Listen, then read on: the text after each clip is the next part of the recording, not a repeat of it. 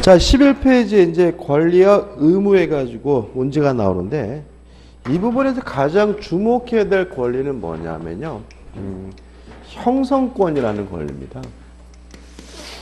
형성권이라는 권리는 승낙이나 동의를 얻지 않고 일방적으로 행사하는 권리가 뭐죠? 형성권이에요. 그래서 뭐 다음 중 뭐 성질이 다른 것은 다음 중 뭐 형성권이 아닌 것은 형성권을 찾아라. 이런 식으로 문제가 나오게 되는데 일단 첫 번째 생각해 볼 수 있는 것은 뭐 추인, 취소, 해제, 상계 이런 것들은 뭐죠? 추인권, 취소권, 해제권, 상계권과 같은 것은 승낙을 받지 않고 일방적으로 행사하는 거니까 뭐죠? 형성권이고요. 그 다음에 이런 것도 중요하지만 중요한 게 뭐예요? 청구권이라고 써 있지만 실제로는 청구권이 아니고 뭐죠? 형성권인 것들. 이 부분이 중요합니다. 어떻게 정리할 거냐면 첫째, 각종 매수 청구권은 싹 다 뭐죠? 형성권이다. 뭐 지상물 매수 청구권이든 부속물 매수 청구권이든 뭐 지분 매수 청구권이든 모든 매수 청구권은 청구권이라고 써 있지만 청구권이 아니라 뭐죠? 형성권이다. 이렇게 되는 거고.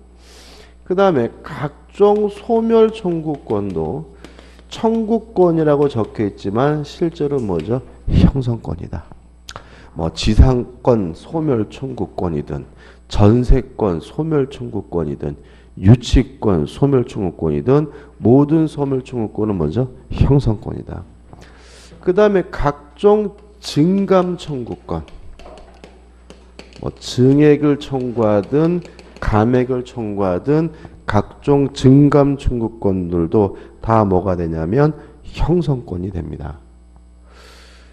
그 다음에 우리가 세 번째로 이제 기억할 것은 뭐냐면 여기서 이제 기억할 것은 갱신 청구권은 말 그대로 청구권이고요. 형성권이 아니다. 이건 좀 하나 따로 기억해 두시면 좋아요. 이 갱신 청구권은 언제 나오냐면 지상권에서 나오거든요. 존속기간의 만료로 소멸하면 갱신 청구할 수 있고 거부당하면 지상물 매수를. 그러면 갱신 청구에 대해서 뭐 할 수 있다는 얘기예요? 거부할 수 있다는 얘기니까 갱신 청구권은 청구권이지 뭐가 아니에요? 형성권이 아니다. 기억해 두셔야 되겠죠? 그 다음에 또 중요한 형성권이 뭐냐면 공유물 분할 청구권이죠. 공유물의 분할은 자유롭습니다. 다시 말하면 다른 공유자로부터 동의나 승낙을 받을 필요가 없죠. 따라서 공유물의 분할 청구권은 승낙을 받지 않고 일방적으로 하는 거니까 뭐죠? 형성권이고. 이거 하나 더 적으면 해지권도 뭐죠? 형성권이죠. 자, 이 정도입니다. 그럼 보자고요. 1번. 다음 중 권리의 성질이 다른 것은 자, 지상물 매수 청구권 형성권이죠. 공유물 분할 청구권 형성권. 3번 해제권도 뭐죠? 형성권. 치료 증감 청구권도 뭐죠? 형성권입니다. 답은 뭐죠? 4번 계약 갱신 청구권은 말 그대로 뭐죠? 청구권이다. 왜냐하면 상대방이 뭐 할 수 있어요? 거부할 수 있으니까요. 시험에 잘 나오는 편이죠. 2번 권리 행사에 관한 다음 설명 중 맞는 것은 1번 예? 네, 맞는 것은 있죠. 맞지 않는 것은 맞지 않는 것이죠. 제가 잠깐 봐야 될 게 있는 거죠. 10페이지 그 하단에 그 해설을 한번 읽어볼게요. 하단 해설. 읽어볼게요. 10페이지 맨 밑에 저 해설입니다. 치해법권은 외교관들이 주재국의 과세권이나 경찰권에 복종하지 않을 권리일 뿐 사법관계에는 적용되지 않는다라는 말은 틀린 말이 아니라 뭐죠? 맞는 말입니다. 왜냐하면 치해법권이라는 것이 뭐에는 적용되지 않아요? 사회법 관계는 적용되지 않는다는 말은 사법관계에는 뭐죠? 치해법권이 적용되지 않는다는 말은 사법, 민법적 영역에 대해서는 당연히 그 사람들에게 뭐가 돼요? 적용이 된다는 얘기죠. 그죠? 그래서 아까 질문하셨는데 요런 해설이 틀린 문장이 아니라 뭐죠? 맞는 문장이다. 그죠? 다시 말하면 치해복권이 사법관계에는 뭐 되잖아요? 적용되지 않으니까 사법적 관계에는 이분들에게 뭐가 인정되지 않아요? 치해복권이 인정되지 않으므로 민법은 뭐죠? 정상적으로 적용된다는 설명이니까 좀 유의하시기 바랍니다. 다시 2번입니다. 권리 행사에 관한 다음 설명 중 맞지 않는 것은이죠. 1번 항변권의 행사는 일정한 청구권의 행사가 있을 경우 그 행사를 거절하는 형식으로 하게 된다. 맞죠? 2번 형성권 행사는 상대방에 대한 의사표시로만 가능하다. X입니다. 자, 왜 그러냐면 취소권은 형성권인데요. 우리가 취소권 중에 사해행위의 취소, 다시 말하면 채권자 취소권은 의사표시로는 행사할 수 없고 반드시 무엇을요? 재판을 통해서만 행사할 수 있거든요. 다시 말하면 사해행위의 취소 같은 경우는 의사표시로 행사하는 것이 아니라 재판을 통해서 행사해야 되기 때문에 의사표시로서만 가능하다는 질문은 뭐죠? X가 되고 답은 뭐죠? 2번이 되는 거죠. 3번 청구권의 행사는 상대방에 대하여 일정한 행위를 요구하거나 그 결과를 수령하는 것이고요. 4번 지배권 행사는 권리 객체를 지배하고 그 이익을 향수하는 것이 일반적이다. 맞죠? 지배권 하면 뭐가 떠오르시나요? 물권이 떠오르시면 되겠죠. 5번 권리 행사는 권리의 내용을 현실화하는 것이다. 물론 뭐죠? 맞는 질문입니다. 답은 뭐죠? 2번이죠. 넘기셔가지고 3번입니다.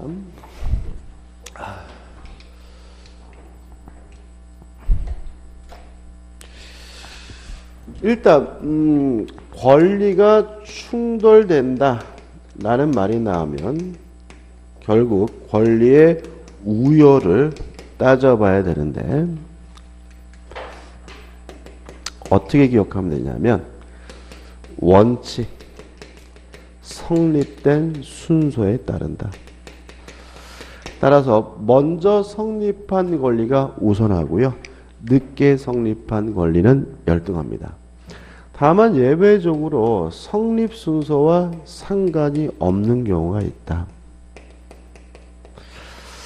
첫째, 소유권과 제한물권이 충돌하는 경우에는 성립된 순서와 상관없이 뭐가요? 제한물권이 우선한다. 두 번째, 채권과 물권이 충돌하는 경우에는 원칙적으로 성립한 순서와 상관없이 뭐가 우선하죠? 물권이 우선한다. 이렇게 간단하게 정리하면 권리 충돌 문제는 끝나고요. 그 다음에 이제 법규의 경합이라고 나와 있는데 법규의 경합은 결국은 뭘 말하냐면 특별법 우선의 원칙이죠. 한 가지 사실에 대해서 한 가지 분쟁에 대해서 여러 개의 법의 규정을 두고 있을 때는 무슨 법이 우선합니까? 특별법이 우선한다는 거죠. 근데 실제로 우리가 상법과 민법의 규정이 있으면 뭐가 우선합니까? 상법이 우선해요. 근데 유의하실 것은 상법에도 뭐가 있냐면 상관습법이 있을 테니까 서열은 이렇게 되는 거죠. 상법, 상관습법, 민법. 그 다음에 민사에 관한 뭐죠? 관습법. 이렇게 서열이 정리된다는 거 주의하시기 바랍니다. 자, 3번 1번이죠. 전세 목적물이 전세권자의 과실로 멸실된 경우에 소유자인 전세권 설정자는 전세권자에게 채무 불이행에 의한 손해배상 청구권과 불법행위에 의한 손해배상 청구권을 가지며 양자는 청구격 견합의 관계가 있다. 맞고요. 이 청구권 경합의 관계가 있다는 말은 아무거나 선택해서 뭐 할 수 있어요? 주장할 수 있다는 취지니까 맞는 질문이죠. 2번 하나의 생활 사실이 여러 개의 법규의 요건을 충족하여 동일한 목적을 가지는 여러 개의 권리가 발생하는 경우에는 권리의 경합일 거고요. 3번 공무원의 직무상 불법행위 책임에 대하여 국가배상법과 민법의 규정이 경합하는 경우에는 특별법 우선의 원칙에 따라서 뭐만 적용됩니까? 국가배상법만 적용된다. 전자만이 적용된다. 맞는 질문이죠. 4번 임대차가 종료하면 임대인인 소유자는 임차인에게 소유권에 기하여 목적물 반환을 청구할 수 있을 뿐이다. X죠. 자, 다시 말하면 임대차 계약이 종료가 됐어요. 그러면 말 그대로 종료가 됐다는 이유로 반환을 청구한다.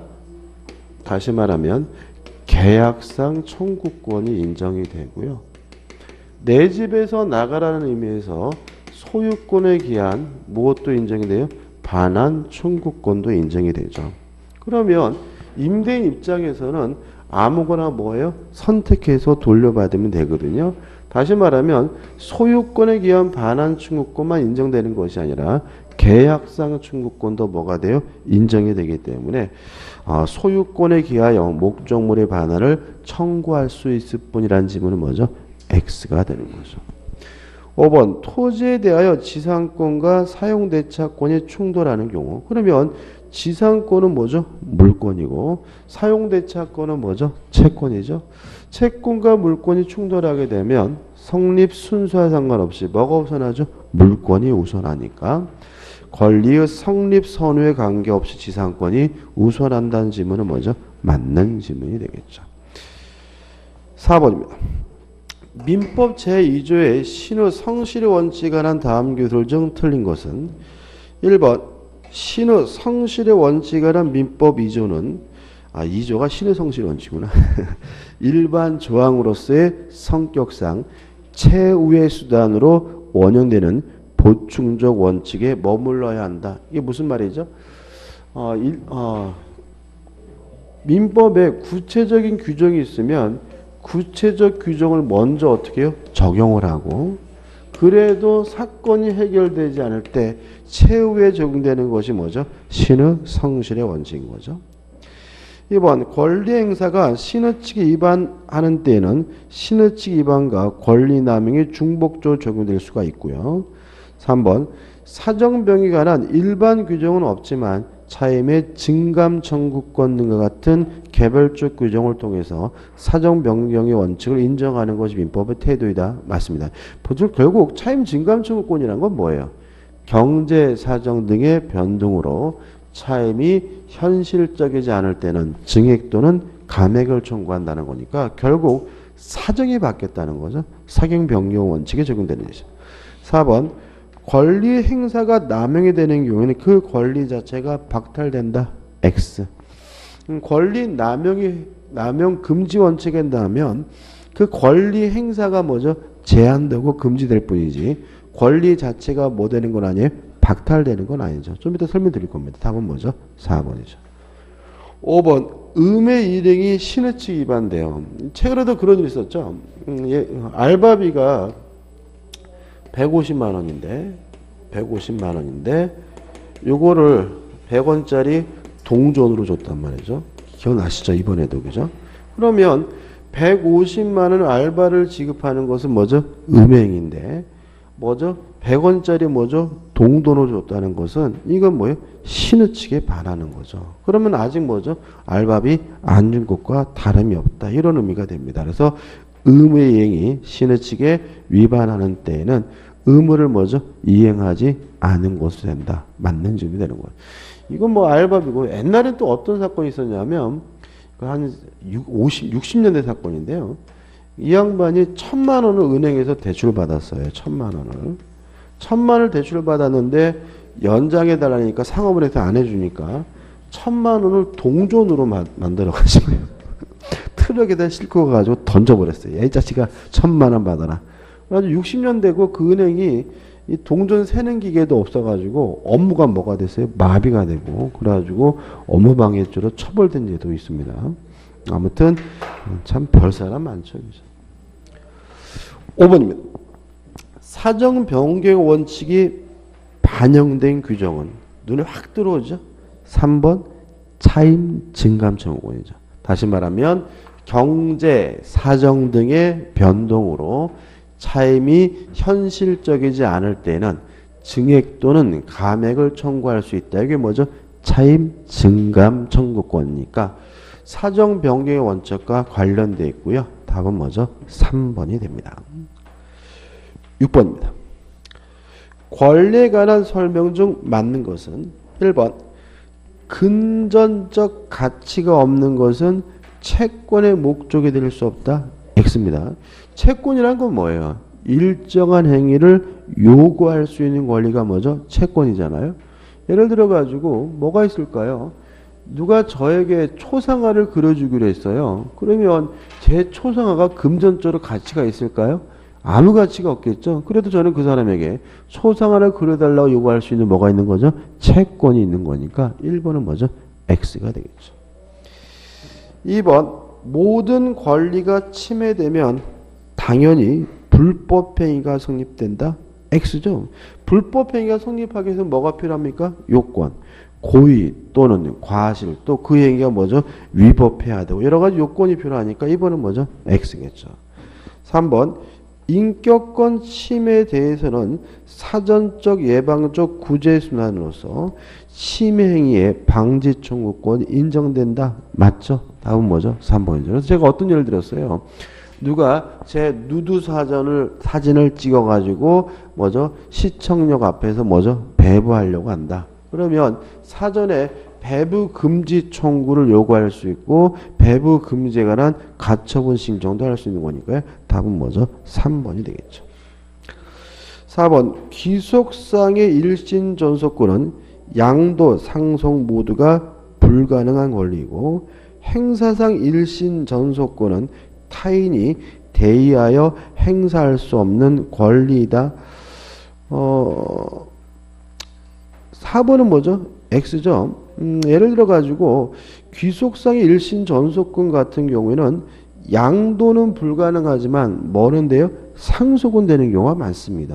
4번은 X고 5번 4번 중요하지 않습니다. 고민하지 마시고 5번 항변권에는 상대방의 청구권의 존재를 인정하지 않는 영구적 항변권 청구권의 존재를 인정하지만 그 행사를 저지할 수 있는 영기적 항변권 X입니다. 둘 다 영구적 항변권이든 연기적 항변권이든 청구권 존재 자체는 인정해요. 다만 그 행사를 뭐 하는 거예요? 저지하는 거죠. 다시 한번 읽어보시면 항변권에는 상대방의 청구 존재를 인정하지 않는 게 아니라 인정하되 저지하는 뭐죠? 영구적 항변권입니다. 이게 무슨 말이에요? 이런 거죠. 설명 좀 드리면 항변권이 두 가지가 있잖아요. 영구적 항변권은 뭐가 있죠? 상속의 한정승이죠. 그 다음에 연기적 항변권은 두 가지가 있죠. 첫째, 동시 이행의 항변권. 그 다음에 두 번째, 보증인의 최고 검색의 항변권이죠. 이러한 항변권들은 모두 상대방의 청구권 자체는 뭐죠? 인정을 합니다. 다시 말하면 청구권 자체를 인정하되 그 행사를 저지하는 것이 뭐예요? 항변권이거든요. 자, 이런 거죠.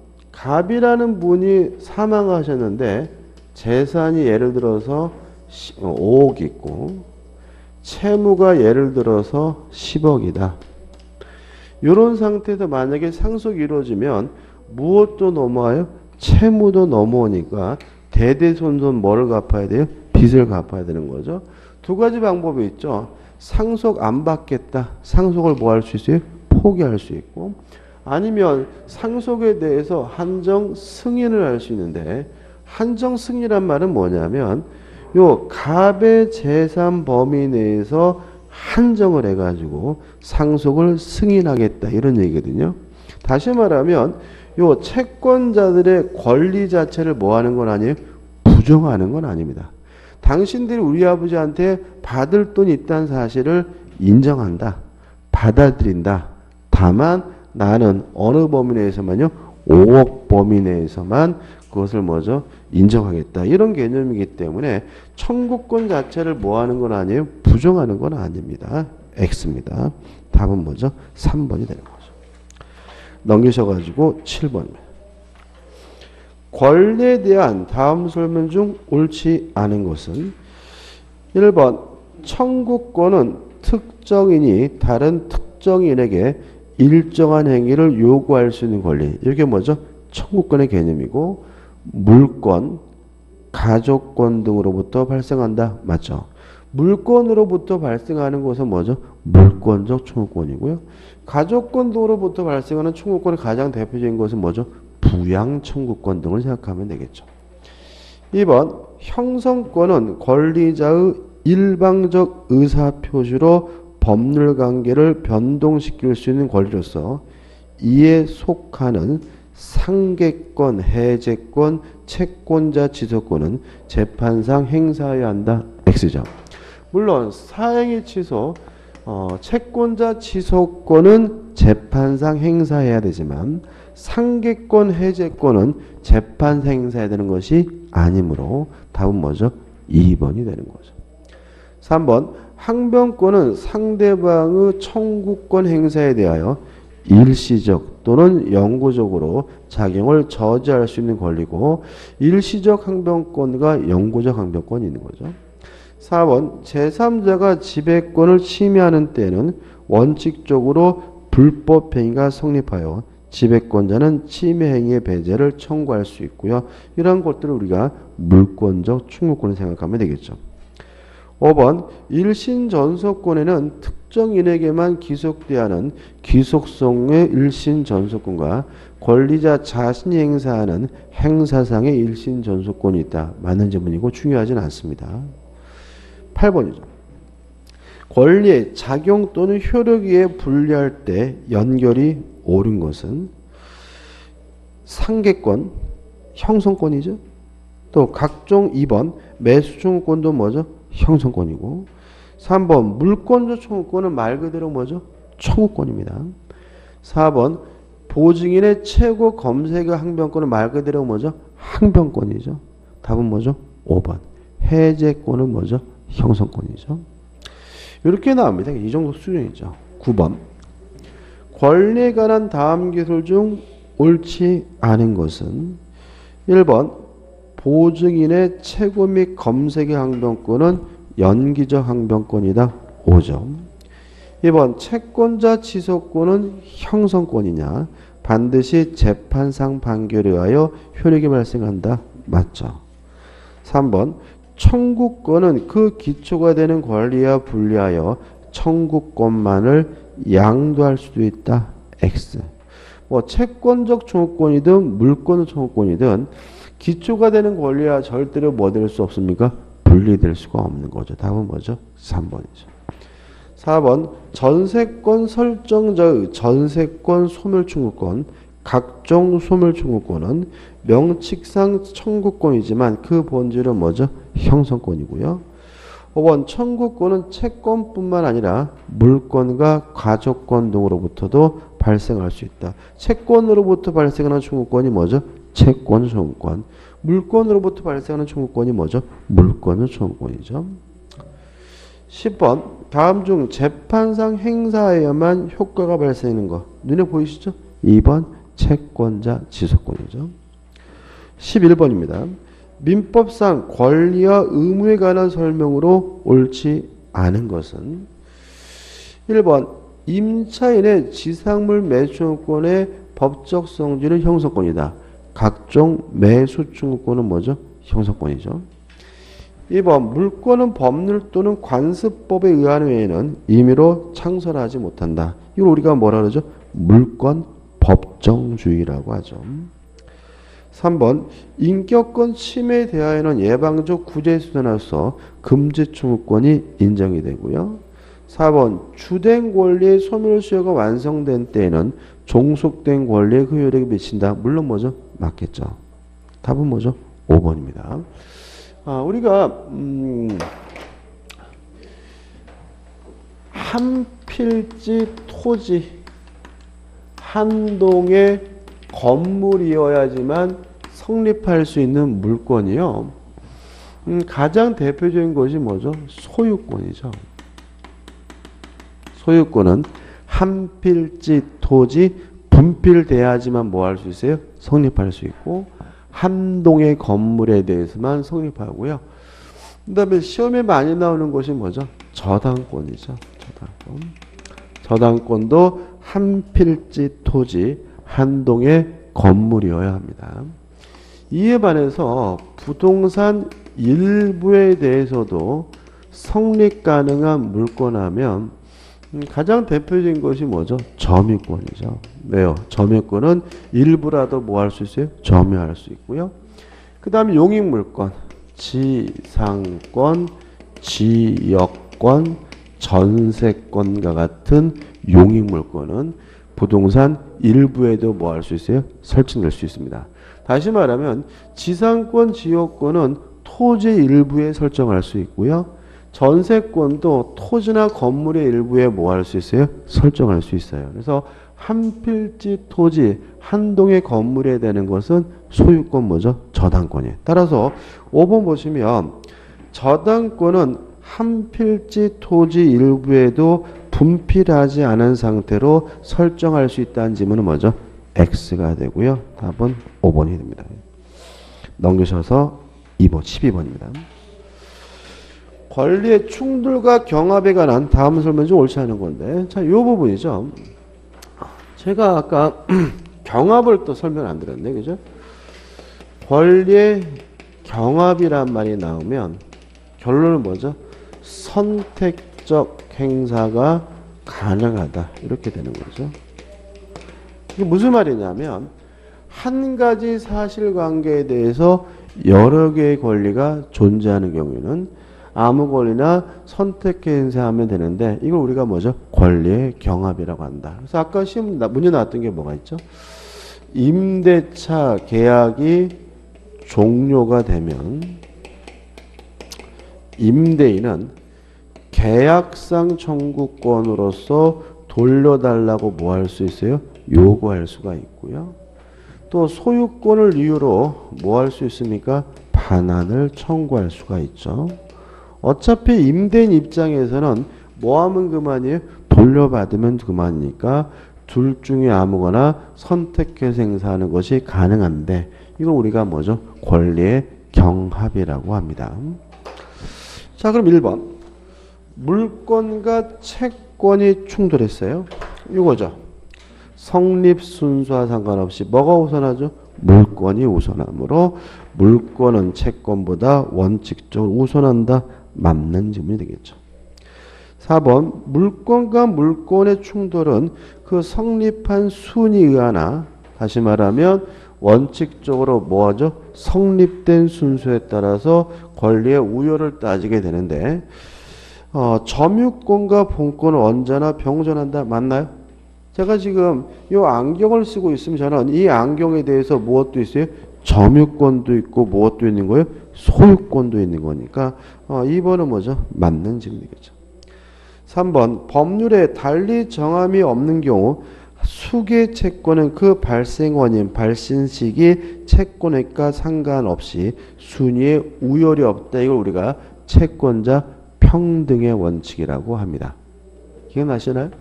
이렇게 설명드렸었죠.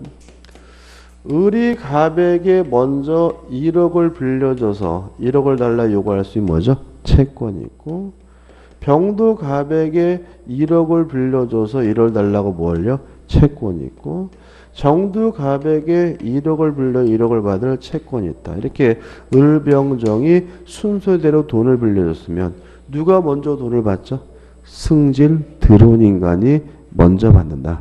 다시 말하면 먼저 돈을 빌려줬다 그래서 뭐 하는 것이에요? 먼저 받는다는 보장은 없죠. 다시 말하면 채권은 뭐가 없어요? 우열이 없는데 이걸 우리가 채권자 평등의 원칙이라고 하고요. 다시 한번 읽어보면 3번 법률에 달리 정함이 없는 한 수개 채권은 그 발생 원인, 발생 시기, 채권에게 상관없이 순위에 우열이 없다, 평등하다, 맞는 점이 되는 거죠.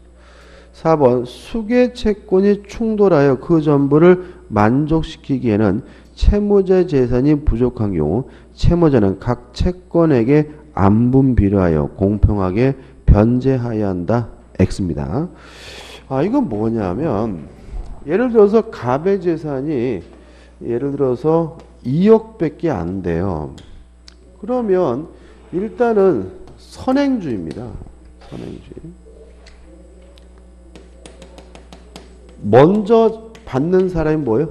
장땡인 거죠. 따라서 만약에 병이 먼저 지랄거려서 병이 먼저 돈을 받으면 1억 어떻게 해요? 다 받는 거죠. 지문에 나와 있는 것처럼 을병정이 안분 배분하는 것은 언제요? 갑의 재산이 경매가 되거나 갑이 뭐 했을 때요? 파산했을 때. 이때 을병정이 뭘 받는 거예요? 안분 배분 받는 거고요. 그런 일이 없다면 뭐가 원칙입니까? 선행주의가 원칙이기 때문에 밑도 끝도 없이 안분비례하여 공평하게 변제받는다는 질문은 먼저 X가 되는 거죠. 답은 뭐죠? 4번입니다. 5번 제한 물권은 소유권의 사용수익을 처분권을 제한하기 때문에 해약이한 물권으로서 소유권이 우선한다. 맞죠? 다시 말하면 소유권과 제한 물권이 충돌하면 성립 순서와 상관없이 뭐가 우선하죠? 제한 물권이 우선합니다. 자, 13번부터 이제 중요한 게 나오고 있죠. 신의 성실의 원칙이 나오고 있습니다. 자, 틀린 걸 찾네. 1번. 신의 성실의 원칙은 민법 등 사법 관계뿐만 아니라 공법 관계를 포함한 우리 법체계 전 영역의 일반 원칙이다. 맞습니다. 우리 민법 원칙적으로 사법적 관계에 대해서만 적용되는 것이 원칙이지만 2조 신의 성실의 원칙은 공법적 관계에도 적용되고요. 꼭 기억해 두셔야 되고 2번 신의 성실의 원칙이라는 민법 제2조는 강행 규정으로서 당사자의 합의로 그 적용을 배제할 수 없고 당사자의 주장이 없더라도 법원이 직권으로 판단하여 적용하여야 한다. 맞는 지문이고요. 참 당연한 지문인데도 불구하고 시험에는 아주 잘 나오는 지문이니까 주의하시기 바랍니다. 3번 신의 측은 법률 행위를 해석하여 그 내용을 확정하고 이해되시나요? 자, 우리가 법률의 해석에 기준해 가지고 목적 가지고 안 되면 사실인 간섭, 안 되면 임의법규, 안 되면 뭐죠? 신의 성실 및 조리죠. 다시 말하면 신의 측도 뭐의 기준이 됩니까? 해석의 기준이 되기 때문에 신의 측은 법률 행위를 해석하여 그 내용을 확정하고까지 맞고요. 또 권리의 발생, 변경, 소멸의 기능을 갖는다. 맞죠? 다시 말하면 신의 측에 따라서 권리가 발생될 수도 있고 권리 내용이 뭐 될 수도 있어요? 변경될 수도 있고 또 권리가 뭐 될 수도 있어요? 소멸될 수 있는 거죠. 4번 신의 측은 사회 공동생활의 일원으로서 상대방의 신뢰에 어긋나지 않도록 성의를 가지고 행해할 것을 요구하는 것이다. 개념이고요. 5번입니다. 자, 신의 측과 관련돼서 우리가 꼭 기억해야 될 것이 뭐냐면 어차피 신의 성실의 원칙은 시험 문제를 반드시 냅니다. 반드시.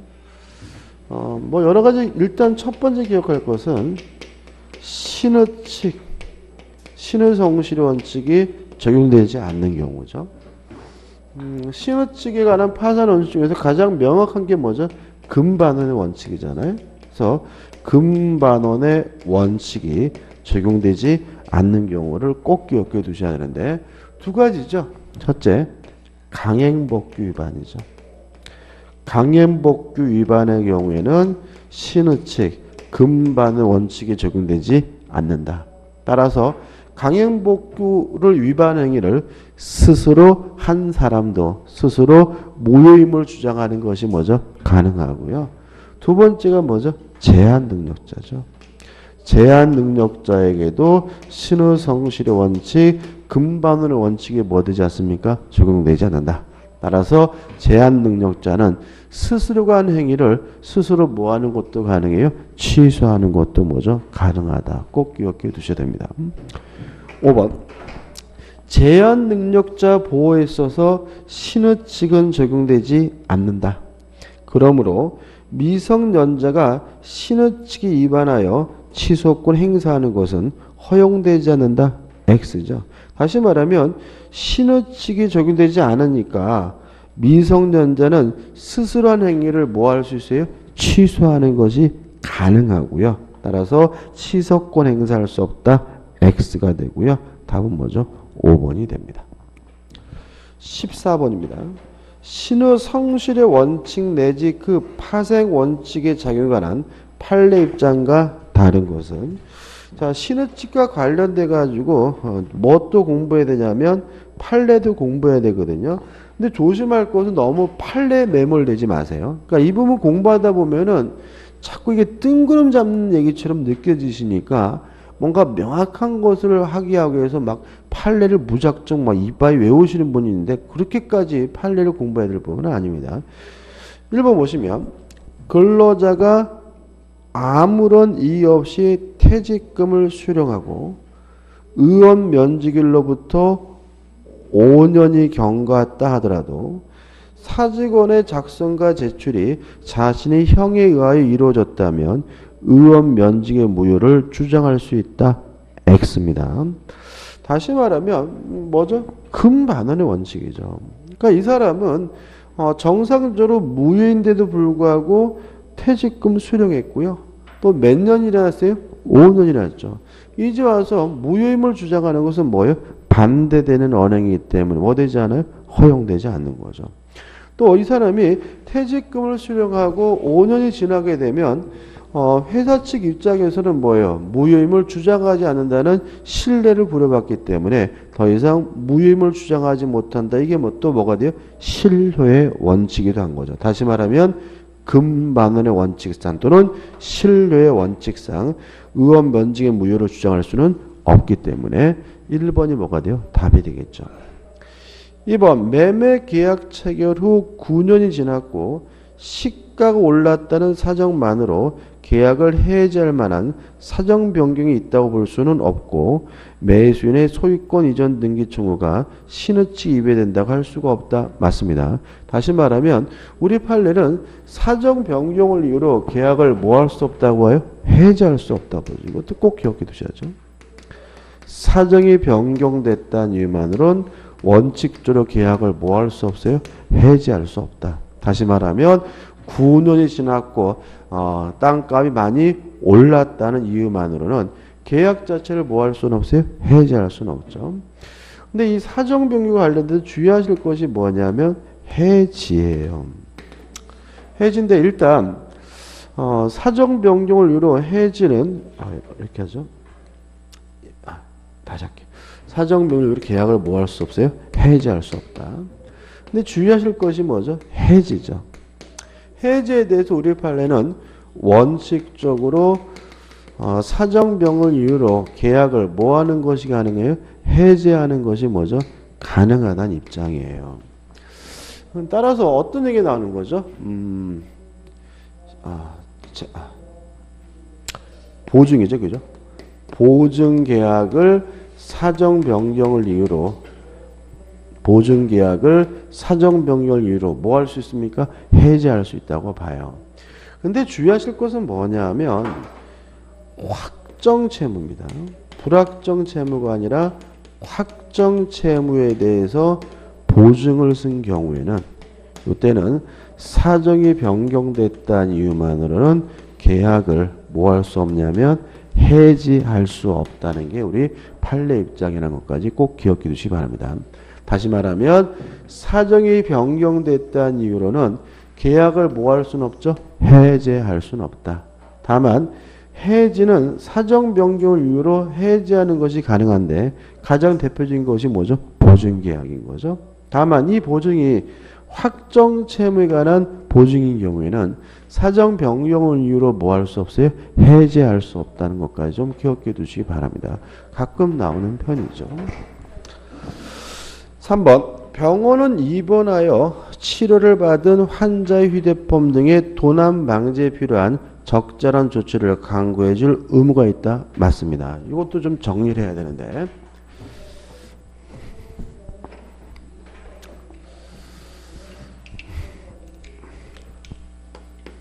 임대인입니다. 임대인은 원칙적으로 임차인의 재산, 생명, 신체에 대한 보호 의무가 없습니다. 다시 말하면 세를 줬는데 아파트에 불이 나서 돌아가셨어요. 임대인이 뭐 할 일은 아니에요? 책임질 일은 아닌 거죠. 세를 줬는데 도둑이 들어가지고 다 털렸어요. 임대인이 뭐 할 일은 아니에요? 세들 일은 아닌 거죠. 다만 우리 판례는 예외가 있다는 거죠. 예외. 숙박 계약과 같은 단기 임대차의 경우는 임차인의 재산, 생명, 신체에 대한 뭐가 있어요? 보호 의무가 있다요. 그러면 병원에서 입원한 것도 임대차 계약입니다. 동의하시나요? 그죠? 우리가 임대차가 뭐예요? 물건을 빌려서 사용하고 반환하되 대가를 지급하기로 하면 뭐예요? 임대차. 꼼꼼하면 뭐죠? 사용대차잖아요. 따라서 우리가 병원에서 입원한 것도 결국은 법적으로는 대가를 지급하고 병실을 뭐예요? 빌린 것이니까 뭐예요? 임대차고요. 물론 명백히 뭐예요? 단기 임대차인 거죠. 따라서 임대인 병원 측에는 생명, 신체, 재산에 대한 뭐가 있습니까? 보호 의무가 있기 때문에 다시 한번 읽어볼게요. 3번. 병원은 입원하여 치료를 받는 환자의 휴대폰 등의 도난 방지에 필요한 적절한 조치를 강구해 줄 의무가 있다. 재산에 대한 뭐가 있는 거죠? 보호 의무가 있는 거니까 맞는 질문이 되겠죠.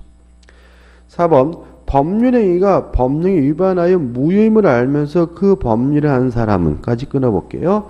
자, 다시 나왔는데 강행복귀 위반의 경우에는 신의성실의 원칙이 뭐 되잖아요? 적용되지 않아요.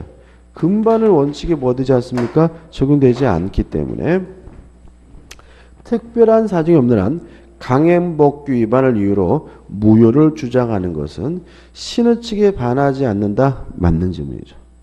5번 보증계약 성립 당시에 존재하던 객관적 사정 이행기에 있어 현재의 변경이 생긴 경우에는 사정 변경을 이유로 무슨 채무죠? 불확정 채무에 대한 계속적 보증계약을 해지할 수 있습니다. 따라서 이사의 지위에서 회사와 제3자 사이의 계속적 거래로 인한 불확정한 회사 채무에 대하여 보증이 된 자 그 후에 퇴사한 때는 보증계약을 해지할 수 있다. 맞는 질문이고 조심할 것은 만약 이것이 불확정 채무가 아니라 무슨 채무예요? 확정 채무라면 해지할 수 없다는 것도 같이 기억해 두시기 바랍니다. 15번이죠. 신의 성실의 원칙에 관한 설명으로 옳지 않은 것은 1번 소멸수에 기한 항변권 행사에도 신의 측에 적용될 수 있다. 옵니다. 특히 우리 판례에 따른다면 국가가 불법 행위에 기한 손해배상 채무에 대해서 소멸시효를 주장하는 것은 신의 측에 반한다는 것이 우리 판례 입장입니다. 국가가 불법에 기한 손해배상 채무에 대해서 소멸시효를 주장하는 것은 권리 남용에 해당한다는 것이 뭐죠? 판례 입장입니다. 따라서 소멸시효에 대해서도 뭐가 적용이 됩니까? 신의 측이 적용이 되는 거죠. 2번 계약요섭의 부당 파기는 신의 측에 비춰 불법 행위를 구성할 수 있다. 맞습니다. 3번 신의 측에 반하는 것은 당사자의 주장이 없더라도 법원이 직권으로 판단할 수 있다. 물론 뭐죠? 맞는 질문이고요. 4번 강행복규에 반하는 법률행위를 한 자가 스스로 강행복규 위반을 이유로 그 법률의 무효를 주장하는 것은 신의 측에 반한다. X 왜냐하면 강연복귀 위반의 경우에는 뭐가 적용되지 않아요? 신의 성실의 원칙, 금반의 원칙이 적용되지 않으니까요.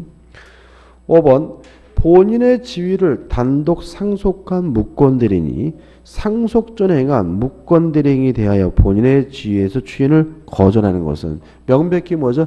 반대되는 언행이죠. 금반의 원칙이죠. 따라서 신의 측이 반한다. 맞는 질문이 답은 뭐죠? 4번입니다. 넘기셔가지고 16번이죠. 신의 성실의 원칙에 관한 설명으로 옳은 것은 1번 이것도 이제 일종의 문제 푸는 요령인데요. 문제가 이렇게 있잖아요. 옳은 것을 하면요. 답을 보통 앞에 많이 비치를 해요. 그래서 1번부터 이렇게 있는 게 유리해요. 틀린 것을 하면은 답을 밑에 비치하는 경향이 많아요.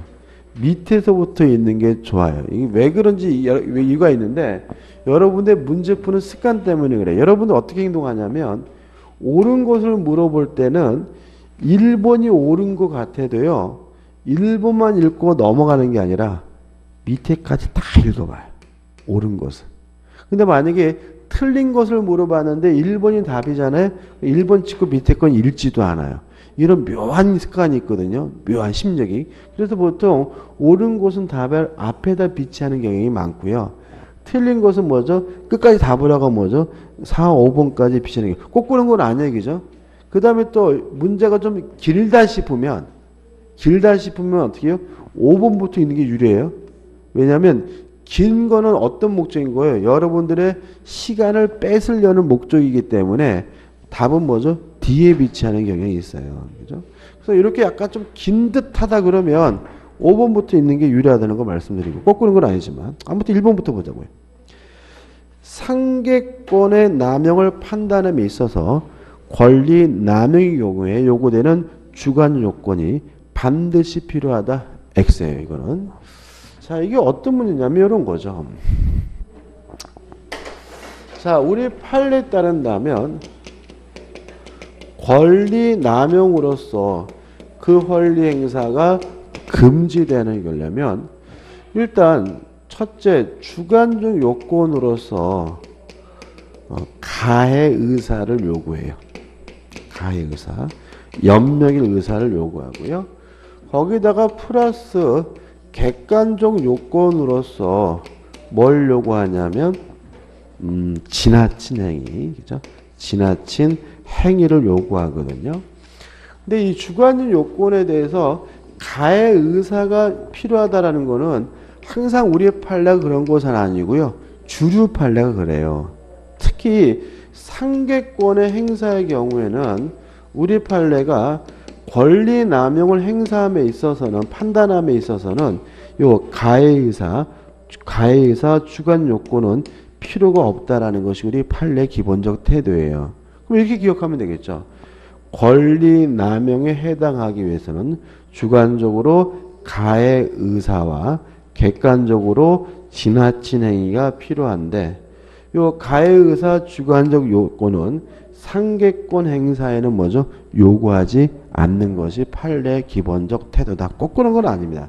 따라서 주관적 요건이 반드시 필요하다. 그럼 뭐가 돼요? X가 되는 거죠.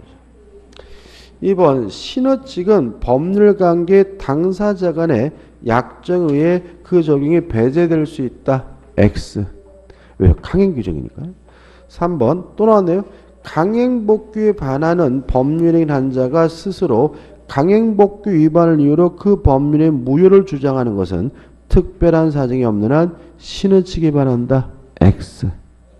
4번 고용관계 존부를 노릇한 분쟁은 근로자의 생존과 밀접한 관련을 갖는 것이므로 이에는 신의칙에 의한 실효원칙이 적용되지 않는다. X. 아까도 나왔죠. 무효인데도 불구하고 별말 없이 퇴직금 받은 경우죠.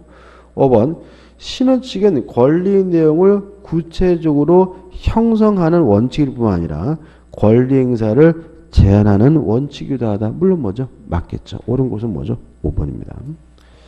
17번입니다. 신어치기 관한 설명으로 옳은 것은 1번 사적자치 원칙상 계약 당사자는 신어치기 적용을 배제할 수 있다. X. 신어치기 관한 민법 규정은 강행 규정이기 때문에 특약으로 뭐 할 수 없죠? 배제할 수가 없죠. 2번 법률행 해석은 당사자의 진위를 탐구하는 것이므로 이미 틀렸어요. 해석은 무슨 해석이 원칙이죠? 규범적 해석이 원칙이니까 당사자의 진위가 아니라 표시행위의 객관적 의미를 탐구하는 거고요. 또 신어치기 적용될 여지가 없다. 이것도 뭐죠? X겠죠. 3번 이사의 지위에서 부득이 회사의 계속적 거래 관계로 인한 뭐죠? 불확정 채무에 대하여 보증이 된 자가 이사의 지위를 떠난 경우 사정 변경을 이유로 보증계약을 해지할 수 없다가 아니라 어떻게? 있다가 되겠죠. 5번부터 볼까? 5번. 법정 대리인의 동의 없이 신용구매 계약을 체결한 미성녀가 나중에 법정 대리인의 동의 없음 이유로 이를 취소하는 것을 신어치기 반한다. X. 왜냐하면 제한 능력자에게는 금반의 원칙, 신어치기 모델자는 적용되지 않으니까요. 답은 뭐죠? 4번입니다. 아파트 분양자는 아파트 단지 인근에 쓰레기 매립장이 건설 예정인 사실을 분양계획자에게 고지할 신의칙상 의무를 부담한다. 맞죠? 따라서 고지를 해야 되니까 고지하지 않으면 뭐가 돼요? 침묵에 의한 기망 사기가 되는 거죠. 답은 뭐죠? 4번입니다. 18번입니다. 신어치기 관한 설명으로 옳은 것은 1번 신의칙상 보호문은 불법 행위에서만 문제될 뿐 계약관계는 문제되지 않는다. X죠. 요거죠. 임대차 계약에서도 신의칙상 숙박 단기 임대차의 경우 뭐가 발생하죠? 보호의무가 발생하니까 1번은 말도 안 되죠. 2번 소멸시효는 시간의 경과는 객관적 사실만을 요건하므로 그 완성 효과를 주장하는 것이 신의칙에 반할 여지가 없다. X죠. 특히 국가의 불법 회계한 손해배상 채무에 대해서 소멸시효를 주장하는 것은 신의칙에 반한다는 게 우리 판례 입장이죠. 3번 사정변경 원칙에서 말하는 사정에는 계약의 기초가 되었던 객관적 사정 외에 계약 당사자의 주관적 사정도 포함된다. X입니다. 주관적 사정은 포함시키면 안 되죠. 그죠? 그날 계약할 때 응가가 너무 마려워서 급했다. 이런 건 뭐 할 수 없습니까? 고려할 수가 없는 거죠. 오로지 뭐만 가지고? 객관적 사실만 가지고 고려해야 되겠죠. 4번 상계권 행사가 권리 남용이 되기 위해서는 상계권자에게 아무런 이익이 없음에도 오직 상대방에게 고통을 주고 손해를 입히려는 주관적 요건이 충족되어야 한다. X죠. 요 가해 의사, 연맹의 의사가 상계권 행사에는 필요하지 않다는 게 판례 입장이죠. 5번 토지 이용권이 없는 건물에 대한 토지 소유자의 철거 청구가 권리 남용에 해당해요. 다시 말하면 권리 남용에 해당하면 어떻게 되는 거예요? 효과는 권리 행사가 뭐죠? 제한된다, 금지가 되고요. 그리고 조심할 것은 권리 자체가 뭐 되는 건 아니에요? 박탈되는 것은 아니죠. 그렇지만 사용이익에 대해서 뭐는 청구할 수 있습니까? 부당이득 반환은 뭐 할 수 있어요? 청구할 수가 있고, 그 다음에 특히 철거 같은 경우에는 임대차 계약이나 또는 지상권 설정과 같은 사용권을 설정함으로써 사건을 뭐하게 돼요? 해결해야 되는 거죠. 따라서 권리 남용에 해당하여 허용되지 않으면 철거가 금지될 뿐이지 임료 상당의 부당이득 반환 청구까지 금지되는 것은 아니기 때문에 옳은 것은 뭐죠? 5번이 되는 거죠. 여기까지입니다. 좀 쉬었다가 이제 권리의 주체와 객체를 보도록 하겠습니다.